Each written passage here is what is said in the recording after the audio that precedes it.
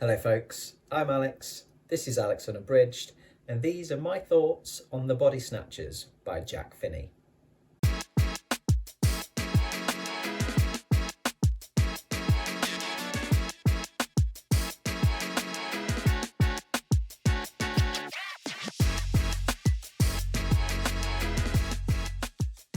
So welcome back to the channel if that is the case. Yes, time for number 16 in science fiction for the somewhat hesitant, my big old science fiction reading project designed to get me into some classic science fiction. And yes, it is the turn of this one, The Body Snatchers by Jack Finney from 1955. This is part of the great books, great movies phase of my project. So I will also be talking a little bit about two of the adaptations of this, both titled Invasion of the Body Snatchers, one from the 1950s, one from the 1970s. There will be some minor spoilers throughout for the book and the films. So if you haven't read the book or watched the films and you want to go in completely blind, then as always, do feel free to click away from this video and come back to it once you have caught up, once you've read or watched the different versions. So what is this about then? In this we meet Dr. Miles Bennell, a family doctor from a small California town, who comes across a number of his patients who share a strange delusion. People are claiming that their loved ones are not who they used to be. So, for instance, their uncle is not their uncle. Their teacher is not their teacher. As Miles investigates this, he uncovers a terrifying truth.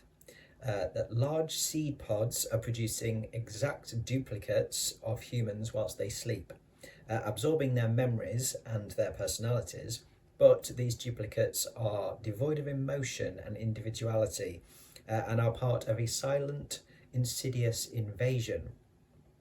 So Miles, along with a handful of other folks who have discovered the truth, race against time to warn the authorities, unsuspecting members of the town or outside the town, try to escape the relentless spread of these emotionless duplicates. But as they multiply, replacing more and more of the townsfolk, escape and survival seem increasingly impossible. So what did I think of this then? In short, I absolutely loved it.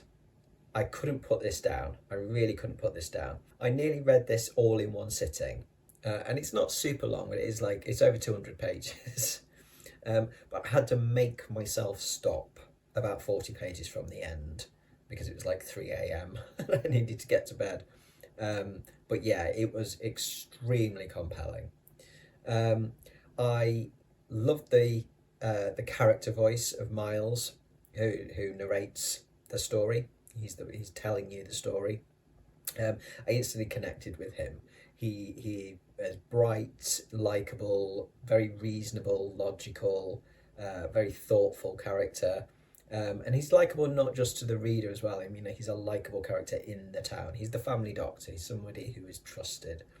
Yeah, he's a really well-developed character.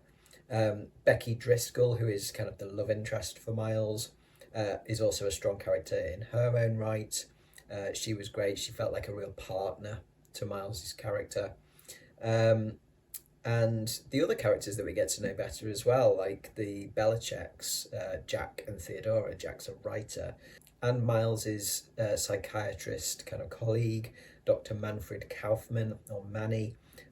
They all feel well-developed, well-rounded. They all have their distinct personalities, and they all add, a lot to the story, a lot of, flavour to the story. I think one of the best things about it is the tension and the atmosphere in this. It's brilliant. I was legitimately scared at several points. The small town setting is really well realised, really well described. It's situated me really well in the setting, in the community, and the ominous feeling that's expressed through Miles's narration builds at a steady pace, ramps up the tension in this. You know, the atmosphere is quite one of a constant tension. The fear was quite real for me. But it was achieved in quite a quiet way. It's the kind of the questioning of one's sanity, the idea of people not being who they look to be, but not being able to instantly tell that they're an imposter, and not being able to trust those people around you. It's those things that I find quite terrifying. It's the ideas of this that are terrifying, as opposed to kind of any sort of you know, book equivalent of jump scares or anything like that. It's not that kind of thing. It's this kind of slow, sort of insidious sort of feeling in it that really just kind of really gave me the chills. I really enjoyed the writing from Finney. The prose is really good. It's very accessible, very warm. Again, told from Miles's perspective, so his warm character kind of comes through. There's some great dialogue in here as well when you get to sort of conversations that further kind of plot exposition, or dialogue that kind of is about the exploration of the sort of the science side of things. There's a dynamic quality to the writing, if that's the right word. It was lively and exciting. It was really engaging. I think the description was what impressed me the most, because it really sucked me in to the story, and was what created the atmosphere so well.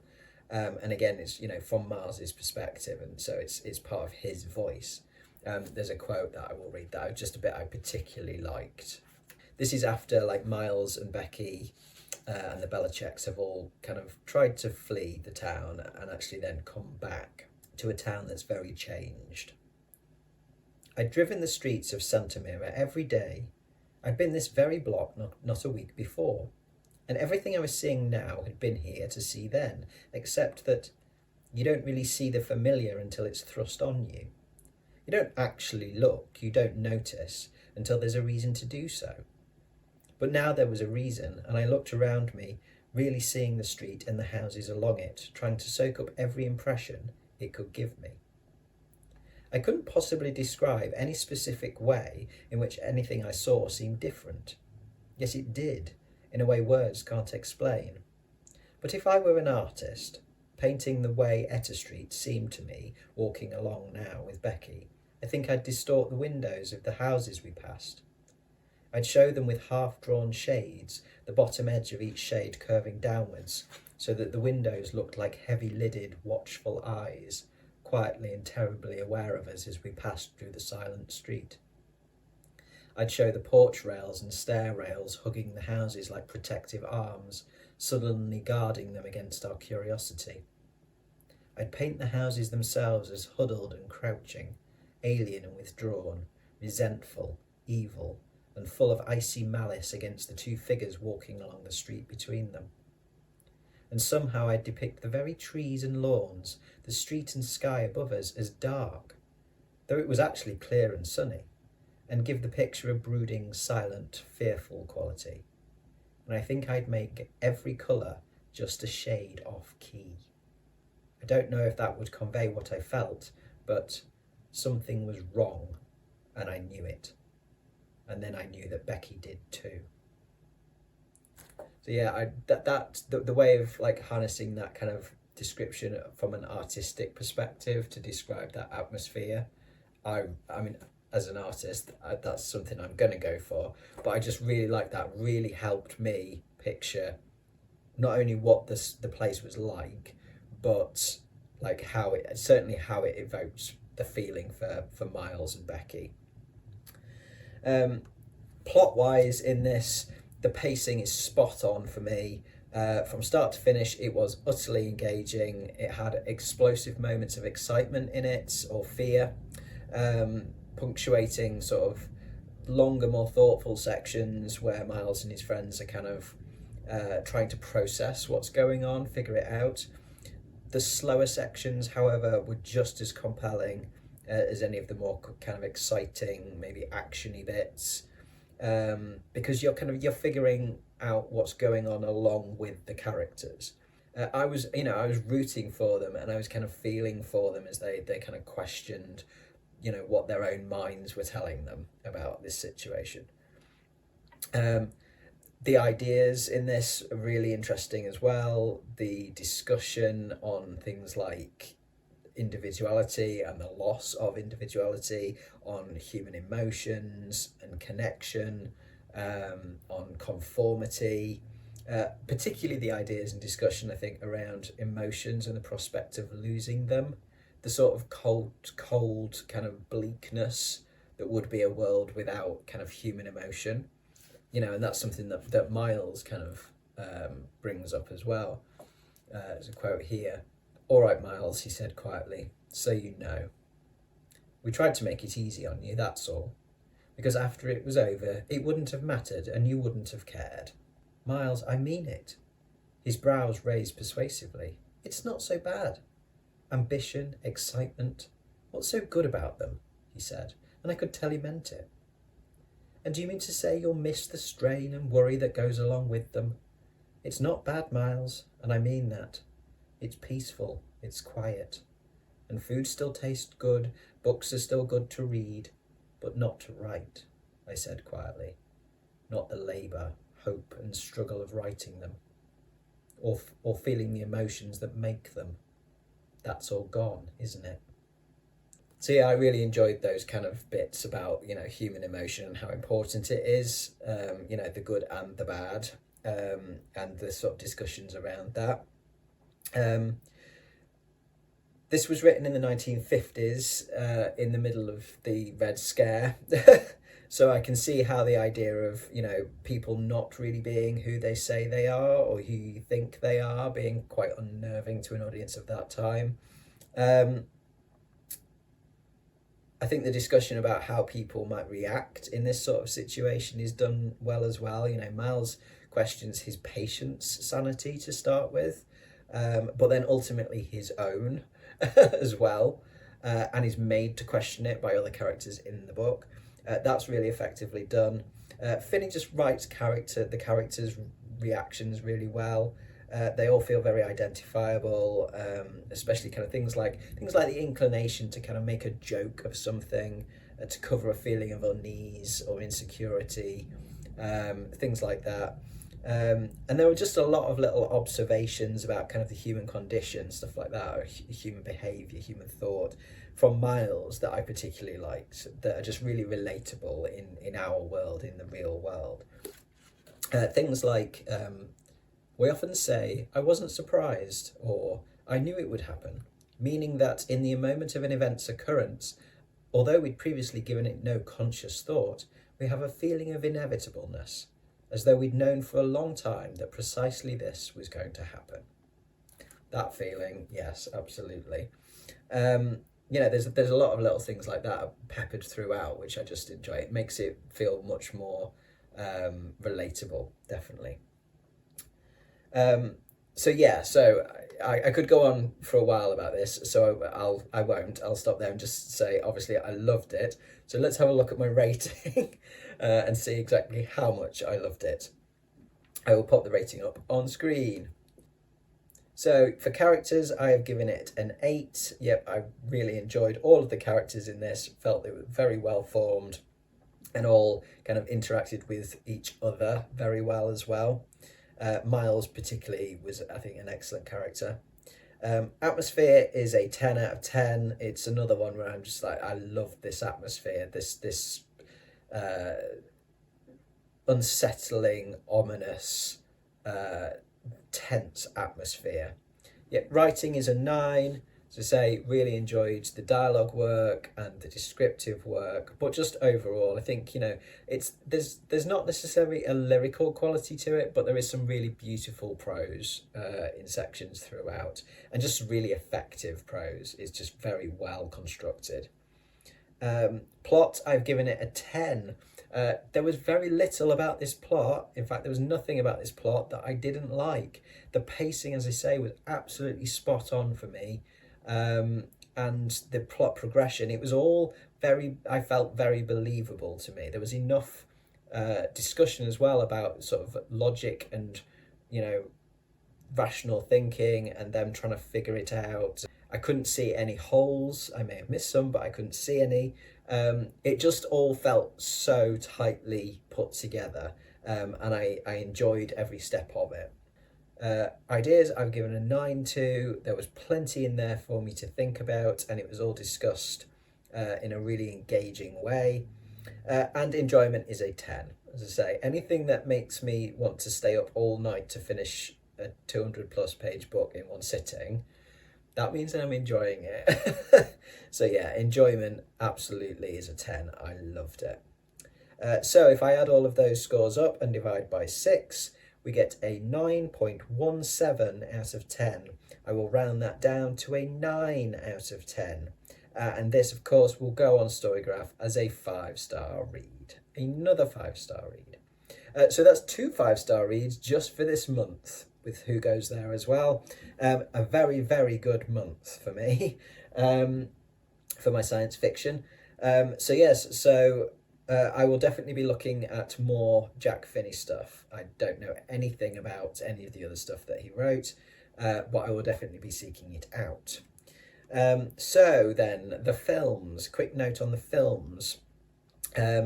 The first one I watched was the 1950s film, 56 I think it was, black and white Invasion of the Body Snatchers.